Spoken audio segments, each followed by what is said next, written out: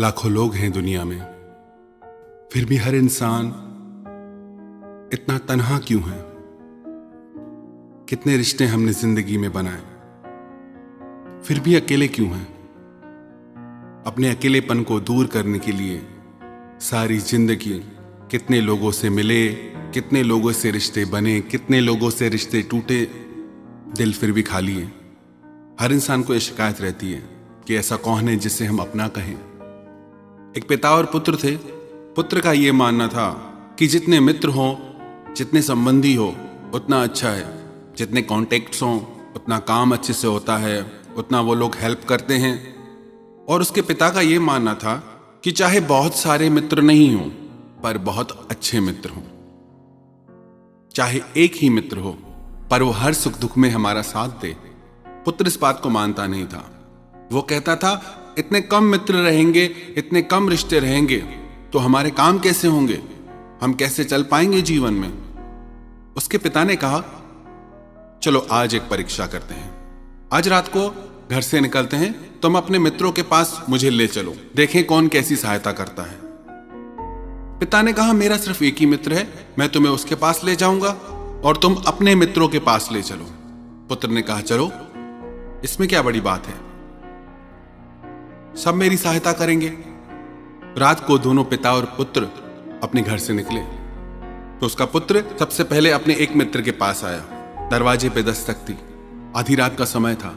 इसने आवाज लगाई कि क्या तुम अंदर हो, मुझे तुम्हारी सहायता चाहिए। तो अंदर से उसकी मां की आवाज आई कि वो सो रहा है, कल आना। तो वो बोला कि नहीं, मुझे बहुत जरूरी काम है। इतने में उसके मित्र की भी आवाज आई कि अभी मैं तुम्हारी कोई सहायता नहीं कर पाऊंगा, तुम कल आना। इसके दिल को बड़ा दुख पहुंचा कि ये तो मेरा सबसे खास मित्र था। ऐसे ही वो अपने हर मित्र के घर गया। सब ने कोई न कोई बहाना बना दिया कि घर में नहीं है या बीमार है। किसी ने भी उसके लिए दरवाजा नहीं खोला। अब उसके पिता ने कहा कि मेरा एक ही मित्र है, चलो उसके पास चलते हैं। पिता ने अपने मित्र के घर दस्तक दी। जैसे ही उसके पिता ने आवाज लगाई, अंदर से उनका मित्र दरवाजा खोल के एक हाथ में लाठी लेके, एक हाथ में पैसों की थैली लेके बाहर आ गया। तो उसके पुत्र ने पूछा, अरे भाई अभी तो हमने कुछ बोला भी नहीं, आप ये हाथ में लाठी लाए हैं और ये पैसे लेके आए हैं, क्या बात है? तो उसके पिता के मित्र ने कहा, आधी रात को कोई इंसान किसी के पास आपत्ति काल में ही जाता है।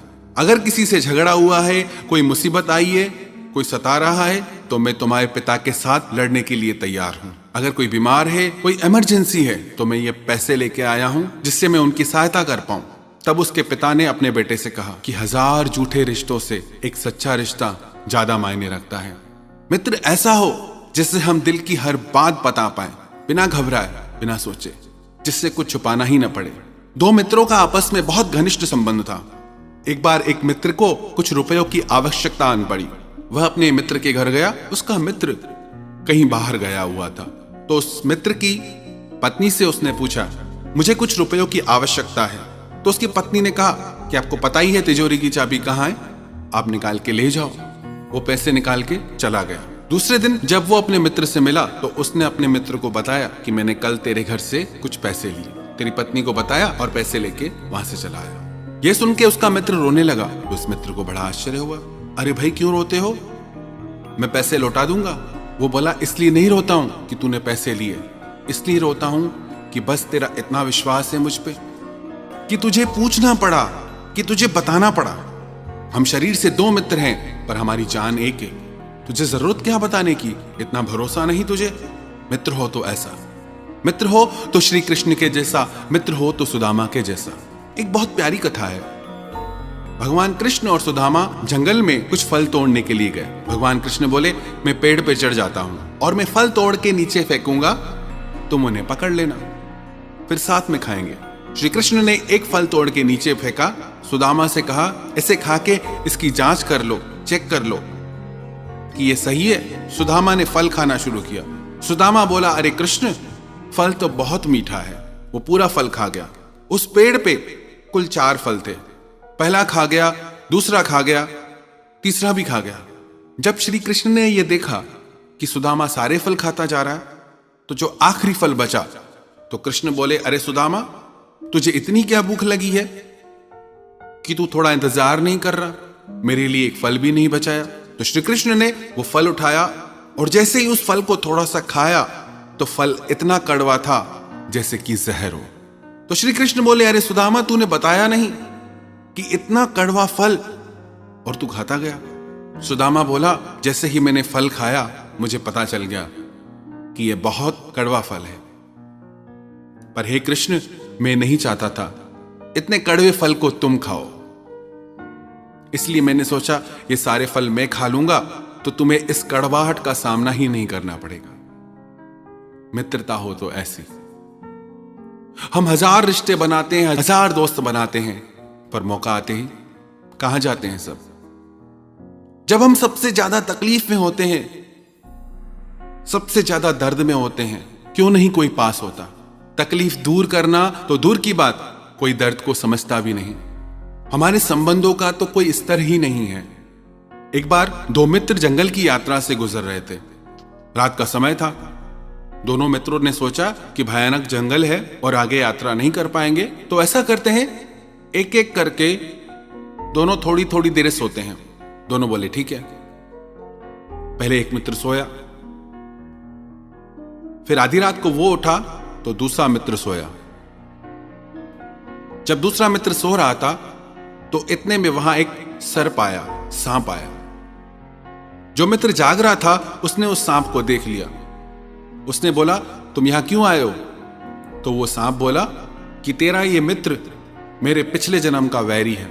जब तक मैं इसका खून नहीं पीऊंगा तब तक मेरा प्रतिशोध शांत नहीं होगा, मुझे मुक्ति नहीं मिलेगी। इसको डस के, इसका खून पी के तभी मैं यहां से जाऊंगा। तो उसके मित्र ने कहा, तुझे इसका खून ही चाहिए ना? अगर मैं तुझे इसका खून पिला दूं तो तू चला जाएगा? वो बोला, हां चला जाऊंगा। अब जो मित्र जाग रहा था वो सोते हुए मित्र की छाती पे जाके बैठ गया, हाथ में चाकू लेके। जैसे ही उसका मित्र उसकी छाती पे बैठा हाथ में चाकू लेके, तो सोते हुए मित्र की आंख खुल गई। उसने देखा कि मेरा मित्र मेरे ऊपर चढ़ के बैठा है, उसके हाथ में चाकू है। ये देख के वो आंखें बंद करके फिर सो गया। उसने अपने मित्र के सीने पे हल्का सा चाकू चलाया, उसके सीने से थोड़ा खून निकाल के उस सांप को पिला के वहां से भगा दिया। दूसरे दिन सुबह को वो दोनों जंगल से चले गए। न उस मित्र ने कुछ पूछा न इसने बताया, पर इस मित्र को बड़ा आश्चर्य हुआ कि मैं इसके ऊपर चाकू लेके बैठा था तो भी ये बेपरवाह होके सोता रहा, इसे कोई चिंता ही नहीं थी। फिर इसी मित्र ने कहा कि याद है रात को मैं तुम्हारे ऊपर चाकू लेके बैठा था? बोला हां। तो इस मित्र ने पूछा कि तुम फिर कुछ बोले क्यों नहीं? तुम्हें डर नहीं लगा कि मैं तुम्हारी जान ले लूंगा? तो वो मित्र बोला, मुझे इतना विश्वास है तुम पे, अगर तुम मेरी जान भी लोगे ना तो उसमें भी मेरी भलाई ही छुपी होगी। तुम सपने में भी मेरा बुरा नहीं सोच सकते। क्या हमें हमारे रिश्तों पे इतना विश्वास है? वास्तविकता में संतों ने हमारा सच्चा मित्र परमात्मा को, भगवान को बताया है। पर जब सब अच्छा अच्छा होता है ना, तब लगता है कि भगवान ठीक है। जैसे ही कोई दुख आया, कोई कठिन समय आया, तो लोग कहते हैं कि मुझे भगवान पे भी विश्वास नहीं, भगवान मेरे साथ हमेशा गलत करते हैं। कभी कोई संकट की, दुख की घड़ी भी आए ना, तो याद रखना ये स्टोरी कि कोई पहाड़ जैसा दुख भगवान ने इस छोटे दुख के रूप में काट दिया। हमारा मन बहुत कमजोर है, बहुत जल्दी टूट जाता है हमारा विश्वास, हमारा प्रेम। इसलिए हमें उस स्तर का प्रेम और विश्वास प्राप्त नहीं होता, क्योंकि हमारे हृदय में अभी उस अटूट विश्वास ने जन्म नहीं लिया। जिनका भी परमात्मा पे पूर्ण भरोसा है, पूर्ण विश्वास है, वो एक अकेले ही काफी है, हजार मित्रों की तुलना में, हजार लोगों की तुलना में। जैसे महाभारत के युद्ध के समय श्री कृष्ण ने अर्जुन से कहा कि अर्जुन, तूने युद्ध के लिए मुझे क्यों चुना? तेरे पास दोनों विकल्प थे, दोनों चॉइसेस थी। तू चाहता तो मेरी नारायणी सेना को चुन सकता था, वो अजय कभी परास्त नहीं होती, और एक तरफ में अकेला निहत्था। अर्जुन बोला कि भगवान, ऐसी हजार नारायणी सेना भी आपके आगे कुछ नहीं। अगर आप मेरे साथ हैं तो दुनिया की कोई ताकत नहीं जो मुझे हरा सके।